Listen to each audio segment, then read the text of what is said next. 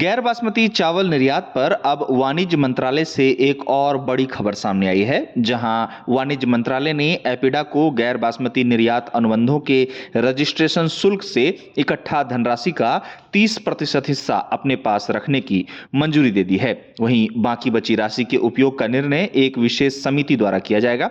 अब इस खबर के सामने आने के बाद बासमती चावल के निर्यातकों ने सरकार पर दोहरा रवैया अपनाने का आरोप लगाया है। उन्होंने गैर बासमती निर्यात अनुबंधों के पंजीकरण शुल्क का 30% हिस्सा एपिडा द्वारा रखे जाने के फैसले को लेकर कहा कि जब बासमती निर्यात से जुटाई गई राशि में से एपिडा 50% हिस्सा रखता है तो दो तरह के नियम क्यों लागू किए जा रहे हैं। बता दें कि हाल ही में सरकार द्वारा यह घोषणा की गई थी कि गैर बासमती चावल के हर निर्यात के लिए अब निर्यातकों को एपिडा में रजिस्ट्रेशन कराना अनिवार्य होगा और प्रति टन शुल्क 8 रुपए निर्धारित किया गया। अब गैर बासमती निर्यात के रजिस्ट्रेशन शुल्क का 30% हिस्सा एपिडा द्वारा रखे जाने को लेकर चर्चाओं का दौर जारी है। इसी बीच सूत्रों की माने तो जुलाई में वाणिज्य विभाग ने गैर बासमती चावल विकास कोष NBDF की स्थापना को मंजूरी दी थी, जिसका प्रबंधन एपिडा के अध्यक्ष की अध्यक्षता में एक पैनल द्वारा किया जाएगा। सूत्रों द्वारा दी गई जानकारी के अनुसार इस पैनल में उद्योग जगत के 3 प्रतिनिधियों सहित 8 सदस्य होंगे। इसके साथ ही सूत्रों की माने